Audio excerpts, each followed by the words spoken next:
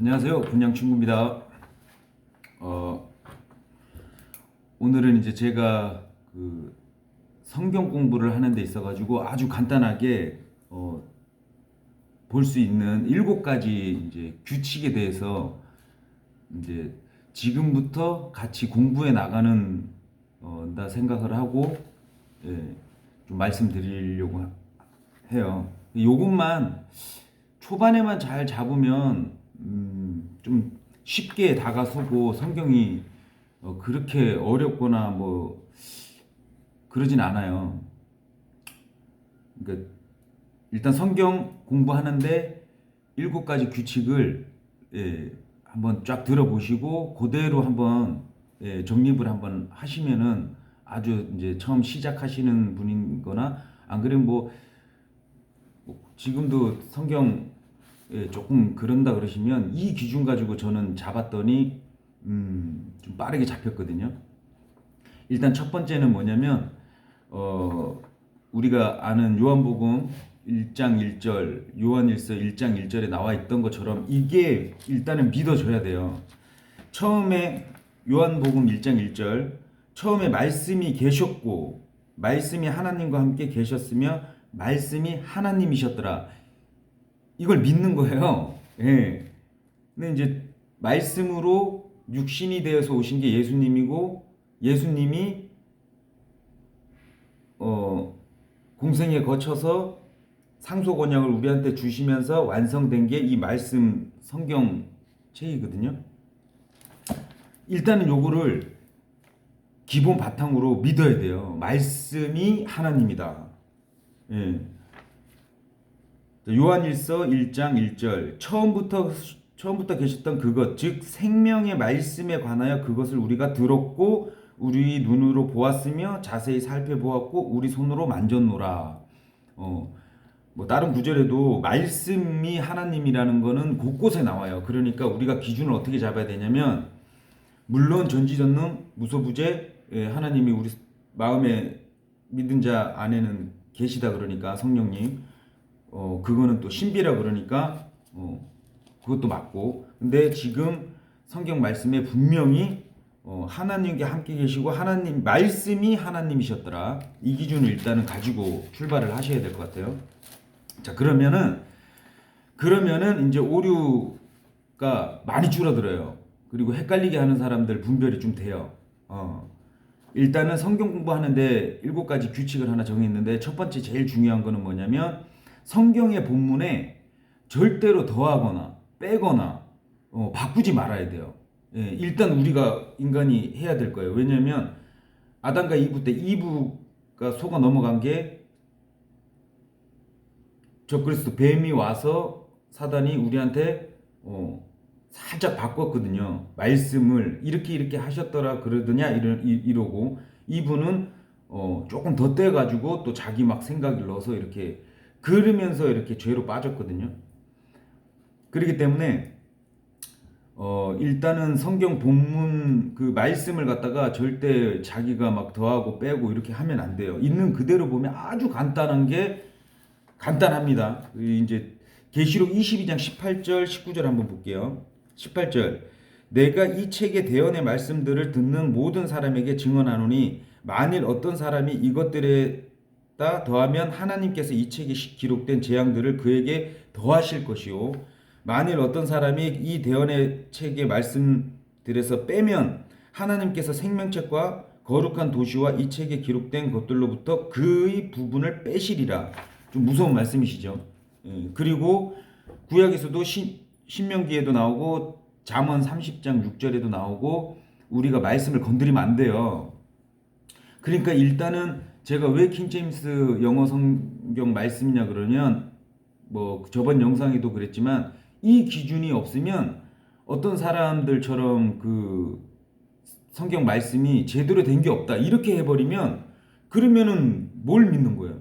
성경 말씀이 제대로 된 게 없다 그러면 뭐 권위를 어디에다 두고 하나님의 완전하신 오류가 없으시고 전지전능하신 거를 부정하는 거예요. 분명히 은 같은 말씀 7번 정제된 은 같은 말씀이 있다 그랬잖아요. 히브리어에서 영어로 전 세계인들이 볼 수 있게끔 만들어 놓으신 분명히 하나님의 그 경륜이 있거든요. 근데 일단 벌써 성경이 뭐 다 완벽하지 않다 이런 위주로 가시는 분들이 설교하는 거는 위험합니다. 왜냐하면 말씀을 갖다가 자기네들이 완벽하지 않다고 이렇게 해버려요. 근데 저번 뭐 얘기했겠지만 번역 그러니까 영어 성경은 완전해요. 예, 그거는 이제 검증 다 돼서 오류가 없다고 예, 나오고 우리 한글 이제 번역하시는 분들이 이제 한글의 그 뜻이 좀 문맥상 뭐 안 맞거나 뭐 이런 거는 좀 있어요. 그런데 성경 말씀이 완벽하지 않다 이렇게 해버리면 하나님을 안 믿는 거예요. 생각을 해보세요. 진짜 뭐 그러면 말씀 가지고 어떤 거는 사용하고 어떤 거는 안 도대체 기준이 없는 거예요. 도대체. 그래서 말씀의 권위를 안 주시는 분들이 오류가 뭐냐면 진짜가 있는지 없는지 구분이 안 되는 거예요. 근데 어떻게 진짜를 가르쳐?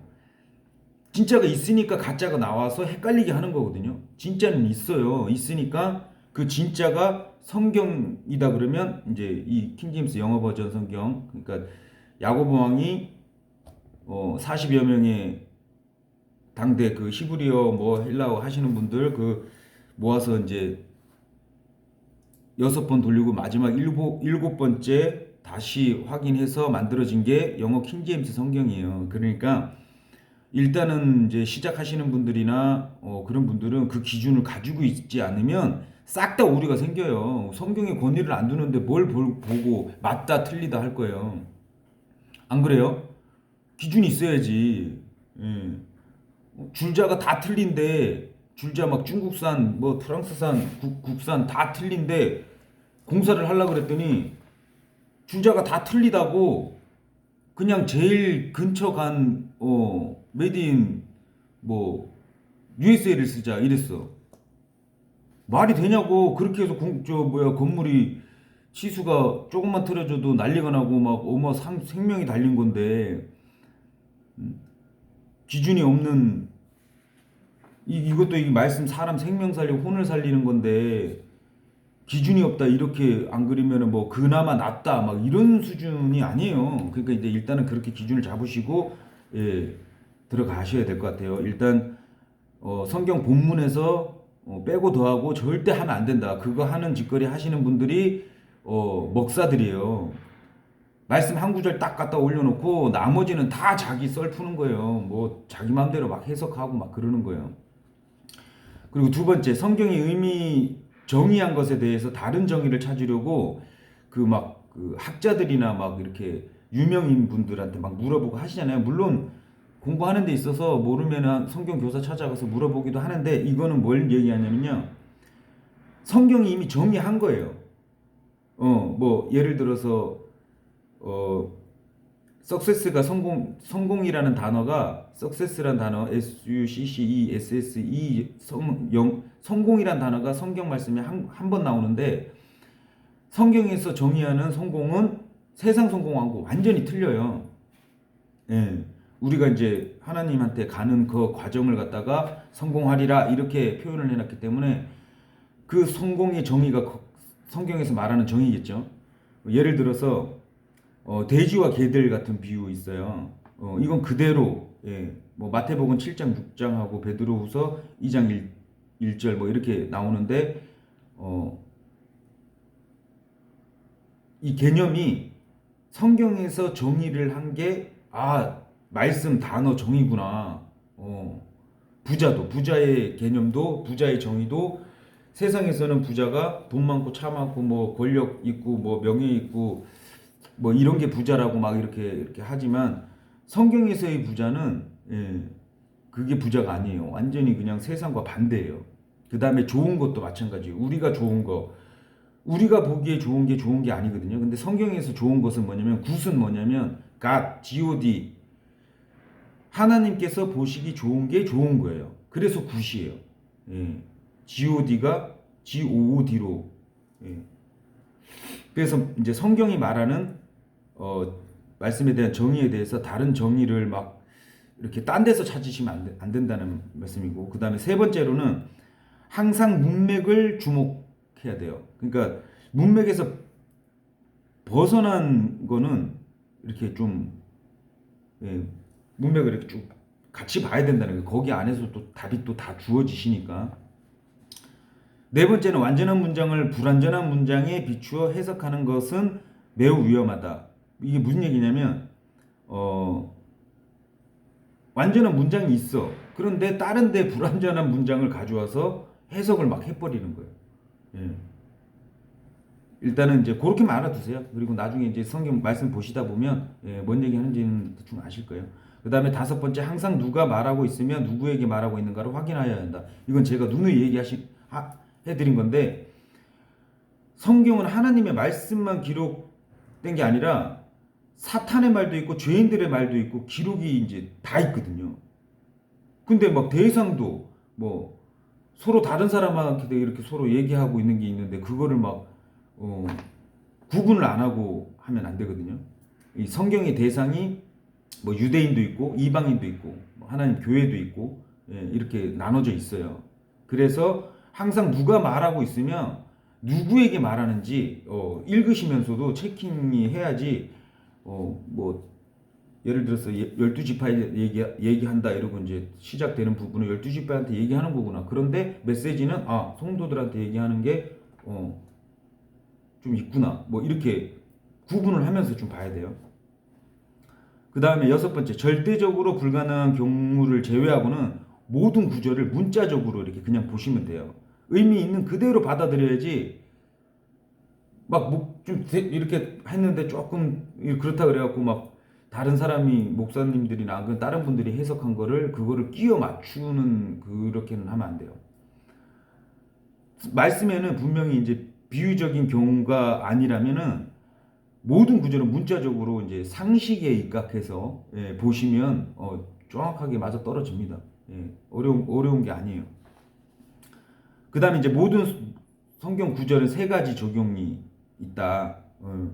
첫 번째 뭐 역사적 적용, 실제로 일어났던 그대로 진술하는 게 있어요. 그 역사서도 그런 거 다 역사의 역사적 적용을 하는 거고, 두 번째는 교리적 적용이 있어요. 주로 예언적인 거 이렇게 이제 그런 게 있고, 또 세 번째는 영적 적용, 성도의 생활과 행동에 직접적으로 이제 적용하는 게 이렇게 세 가지가 있어요. 이렇게 일곱 가지로 일단은 간단하게, 그리고 유사한 거는 같은 점을 찾는 거거든요.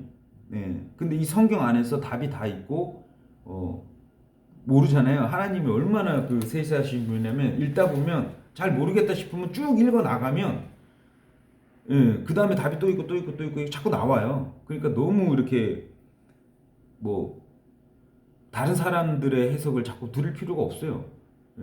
모르는 거는 이제 물어보고 그 다음에 뭐 성경을 이렇게 쭉 읽다 보면 성경에서 문제를 이제 답까지 다 해주시거든요. 그러니까 이렇게 성경 공부하실 때 요 기준 가지고 보시라. 그러면 아주 심플하고 간단하다. 그러면은 헷갈리고 혼합된 게 없어요. 정확합니다.